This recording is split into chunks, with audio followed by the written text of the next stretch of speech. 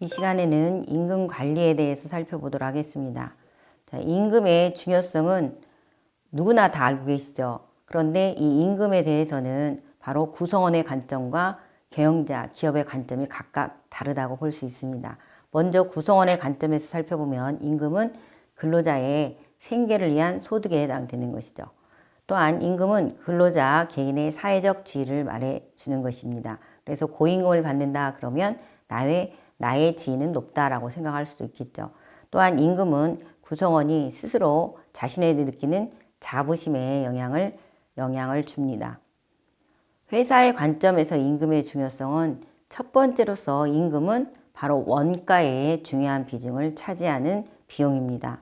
또한 임금은 필요한 인력을 확보 유지하는 데 중요한 영향을 미치게 되겠죠. 또한 임금은 인력의 활용이나 동기부여에도 중요한 영향을 미칩니다. 그래서 많은 임금을 내가 받는다, 많이 또 준다 라고 하면 동기부여가 될 수 있고 인재를 확보하는 데 도움이 될 수 있습니다. 자, 임금 관리에서 중요한 것은 세 가지로 볼 수 있습니다. 임금의 수준, 높고 낮음을 얘기하는 거죠. 우리 회사가 동종업계에서 더 많이 받는다라고 하는 게 임금 수준이 되겠고요. 임금의 형태는 임금을 어떤 항목으로 구성하여 지급할 것인가 또는 지급 시기 및 임금 산정 방식을 얘기하는 것입니다. 임금 체계는 임금이 어떤 원리에 기초해서 차등되도록 할 것인가 하는 것입니다. 그래서 임금 수준은 높고 낮음을 이야기하기 때문에 적정성을 의미하고 임금 체계는 어떤 원리로 차등되는가 하는 거기 때문에 공정성을 설명하는 것입니다. 임금의 형태는 어떤 항목으로 구성되어 있느냐를 의미하기 때문에 합리성을 이야기하고 있습니다. 그러면 먼저 임금 수준은 높고 낮음을 얘기하고 동종업계에서 경쟁 기업을 이야기하는 것이죠. 그래서 임금의 수준은 상한선은 회사가 지불할 능력을 얘기하고 하한선은 최저임금을 얘기하는 것입니다. 이 가운데서 기업들이 또는 창업기업들이 어떠한 임금 수준 전략을 선택할 것인가 하는 것은 먼저 고임금을 주는 선도 정책을 취할 수도 있고 아니면 동종업계에 비슷한 수준을 얘기하는 매칭 정책을 할 수도 있으며 아니면 평균 임금보다 적게 주는 지체 정책도 경영자가 선택할 수 있습니다. 임금 형태 관리에서는 어떤 방법으로 어떤 시기에 주느냐라고 하는 거기 때문에 우리가 임금 형태는 고정급과 변동급으로 설명할 수 있습니다. 고정급은 기본급, 수당, 고정, 상여금이 해당될 수 있으며 변동급에는 개인 성과급, 팀 성과급, 집단 성과 배분 이러한 것들이 임금 형태의 관리라고 볼 수 있습니다. 임금의 체계다라고 하는 것은 직원들에게 어떤 근거에 따라서 임금을 정해서 줄 것인가에 관한 규칙이나 기준이 되는 것입니다. 그래서 임금 체계는 여러분이 많이 알고 계신 대로 연공급, 직능급, 직무급으로 나눠 있습니다.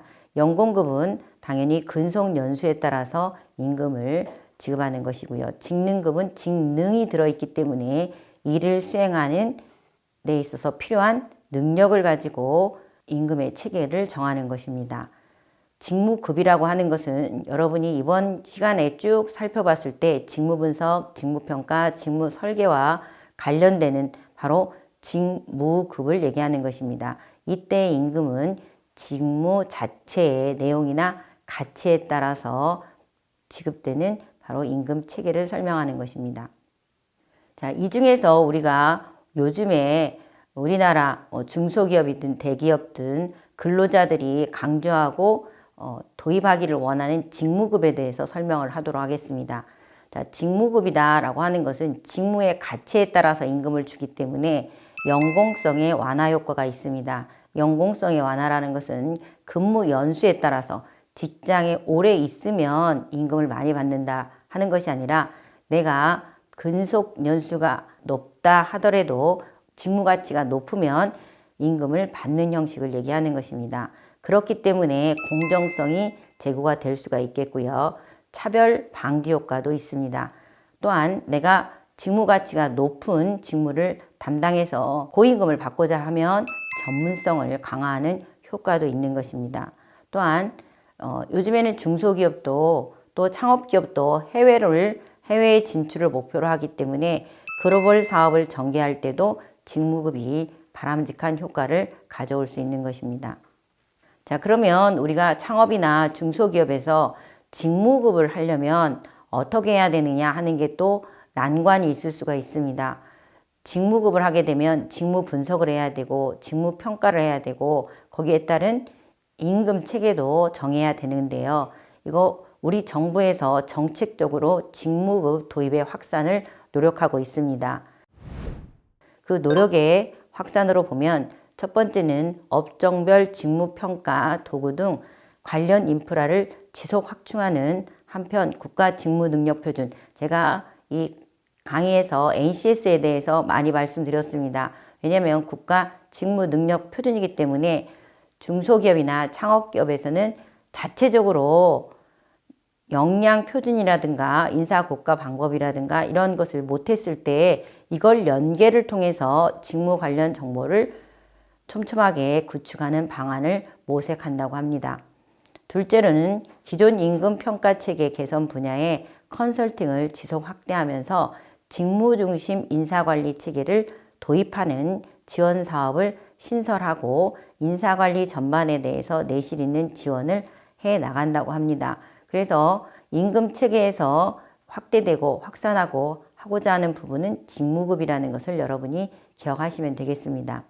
셋째로서는 충분한 시장 임금 정보 확충을 위해서 임금 직무 정보 시스템을 지속적으로 개선하면서 노사가 참고할 수 있도록 기업 규모에 따라서 산업에 따라서 직종에 따라서 또는 경력에 따른 다양한 시장 임금 정보를 분석하고 제공한다는 것이 정부의 노력입니다.